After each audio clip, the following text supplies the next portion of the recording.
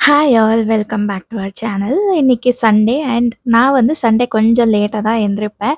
ஏன்னா ஒரு நாளாவது ரெஸ்ட் தேவைப்படும் இல்ல. ஸோ அதனால நான் வந்து சண்டேஸ் மட்டும் லேட்டாக தான் எந்திரிப்பேன்.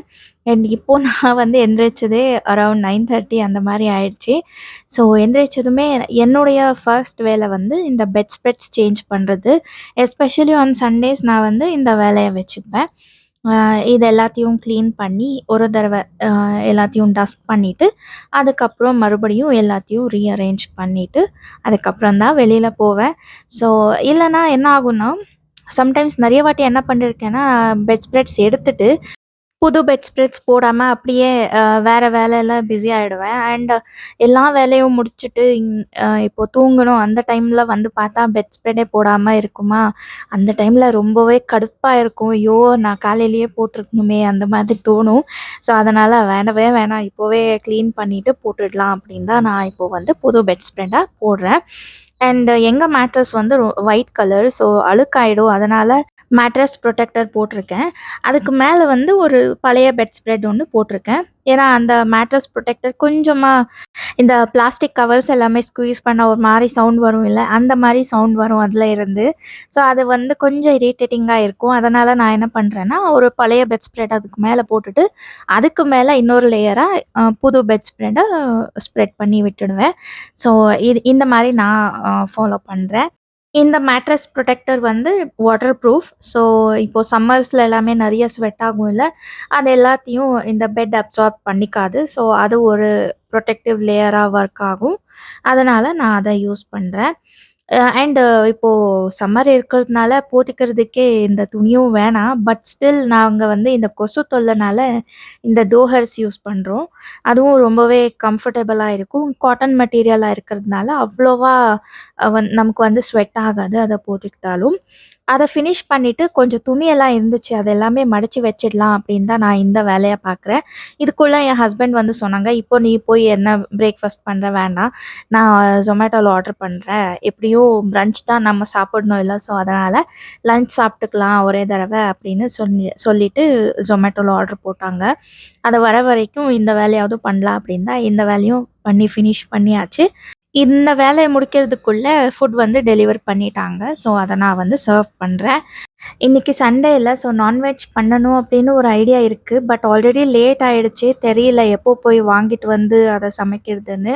ஸோ, அதனால என் ஹஸ்பண்ட் என்ன சொன்னாங்கன்னா, "சரி நான் எப்படியும் ஆர்டர் பண்றேன்ல, நான்வெஜ்ஜாவே ஆர்டர் பண்ணிடுறேன்" அப்படின்னு சொல்லிட்டு தான் பிரியாணி ரைஸ் அது கூட சிக்கன் கபாப் வந்து ஆர்டர் பண்ணியிருந்தாங்க. ஸோ, அத தான் நாங்க இப்போ பிரன்ச்சா சாப்பிடுறோம். இத சாப்பிட்டதுக்கப்புறம் எங்களுக்கு பசியே எடுக்கல. ஒரு பிளேட் பிரியாணி ரைஸ் தான் ஆர்டர் போட்டிருந்தோம். எங்க 2 பேருக்குமே என்னன்னா, இந்த பிரியாணில இருக்கிற பீஸ் இருக்கும்ல, சிக்கனாவது இல்லன்னா மட்டன் இந்த 2ல எந்த பீஸ் இருந்தாலும் எங்களுக்கு சாப்பிடுறதுக்கே பிடிக்காது. ஏன்னா, அதுக்கு அவ்வளவா உப்பு, காரம் இதெல்லாமே ஒண்ணுமே இருக்காது. டேஸ்ட்லெஸ்ஸா இருக்கும். அதனால நாங்க மோஸ்ட் ப்ராபப்ளி இந்த மாரி பிரியாணி ரைஸ் தான் ஆர்டர் போட்டுட்டு, அது கூட வந்து கிரேவி ஏதாவது ஆர்டர் போட்டுப்போம். இல்லன்னா சிக்கன் கபாப் இன்னைக்கு பண்ண மாதிரி ஆர்டர் பண்ணுவோம். ஸோ, இப்போ சாப்பிட்டுட்டு நான் வந்து பால காய்ச்சிட்டு காஃபி கூட மிக்ஸ் பண்றேன். இந்த காஃபி குடிச்சா தான் மைண்டே ஓடும். இல்லன்னா ஒண்ணுமே தோணாது. என்ன வேலை பண்ணணும்? என்ன ஷூட் பண்ணணும்? ஒண்ணுமே தோணாது. ஸோ, அத காஃபி போட்டு குடிச்சிட்டு, மத்த வீட்டு வேலைகள் எல்லாமே பண்றதுக்கு ஸ்டார்ட் பண்ணியாச்சு. இப்போ ஃபர்ஸ்ட் வந்து இந்த வீடு எல்லாமே கிளீன் பண்ணி பெருக்கிட்டு, அதுக்கப்புறம் தான் மத்த வேலை எல்லாமே ஸ்டார்ட் பண்ணணும். ஸோ, என் ஹஸ்பண்ட் என்னன்னா, அவங்க வீட்ல இருந்தா அவங்க கூட ஹெல்ப் பண்ணுவாங்க. எங்க வீடு வந்து 3 பிஹெச்கே. ஸோ, கொஞ்சம் டைம் அதிகமாவே எடுக்கும். நான் மட்டும் இந்த வேலை பண்ணணும்னா. அதனால என்ன பண்ணுவாங்கன்னா, என் ஹஸ்பண்ட் 2 ரூம் அவங்க வந்து பெருக்கி குடுப்பாங்க. நான் மத்த ஐ மீன் இந்த கிச்சன், அதுக்கப்புறம் living room and master bedroom இந்த 3யும் நான் வந்து பெருக்கி கிளீன் பண்ணிடுவேன். ஸோ, இந்த மாரி தான் எங்க அக்ரீமெண்ட். அவங்க 2 ரூம் கிளீன் பண்ணா, நான் மத்த 3 ரூம் கிளீன் பண்ணுவேன். ஸோ, இந்த மாரி. அண்ட் அத ஃபினிஷ் பண்ணிட்டு, நான் வந்து டிஷ் வாஷர அன்லோட் பண்ணிட்டு, இப்போ மறுபடியும் சிங்க்ல நீங்க பார்க்கலாம் அவ்ளோ பாத்திரங்கள் இருக்கு. அது எல்லாத்தையும் கிளீன் பண்ணி வைக்கணும். அ இந்த வேலை செய்யும்போது என் ஹஸ்பண்ட் வந்துட்டாங்க. "இரு, இரு நான் பண்ணி குடுக்குறேன். உனக்கு ஹெல்ப் பண்றேன்" அப்படின்னு. ஸோ, அவங்க வந்து சும்மா அந்த மாரி ஒரு வாட்டி அலசிட்டு எனக்கு குடுப்பாங்க. நான் இந்த டிஷ் வாஷர்ல இந்த மாரி அரேஞ்ச் பண்ணிட்டு, எவ்ளோ பாத்திரங்கள் இருக்குன்னு நீங்களே பார்க்கலாம். ஸோ, இது எல்லாத்தையும் அரேஞ்ச் பண்ணிட்டு ஆன் பண்ணிட்டேன். ஸோ இது இருக்கிறதுனால கொஞ்சம் வேலை கம்மியா தான் இருக்கு. பட் கம்ப்ளீட்டா கம்மியாயிடுச்சா அப்படின்னு கேட்டா இல்ல.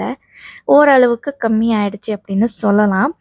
ஸோ இந்த டிஷ் வாஷர் ஆன் பண்ணிட்டு நான் போய் குளிச்சுட்டு வந்துட்டேன். அண்ட் கொஞ்ச நேரம் ரெஸ்ட் எடுத்துட்டு, அதுக்கப்புறம் டின்னர் வேலை பண்றதுக்கு ஸ்டார்ட் பண்ணியாச்சு. இன்னைக்கு ஃபுல்லா நான் வந்து கன்ஃப்யூஷன்ல தான் இருந்தேன். நான்வெஜ் சமைக்கலாமா? வேணாமா? அப்படின்னு. ஸோ வெஜ்ஜே பண்ணிக்கலாம் அப்படின்னு தான் டிசைட் பண்ணிட்டு இப்போ சமைக்கிறதுக்கு வந்தேன். என் ஹஸ்பண்ட் வந்து மாங்காய் கட் பண்ணி சாப்பிடுறாங்க. நான் வீடியோ எடுக்கிறத பார்த்துட்டு அவங்க இந்த மாரி பண்றாங்க. கிண்டல் அடிச்சுட்டு என்ன. ஸோ நீ சும்மா நான் இந்த விலாக்ல இது கூட இன்க்ளூட் பண்ணியிருக்கேன்.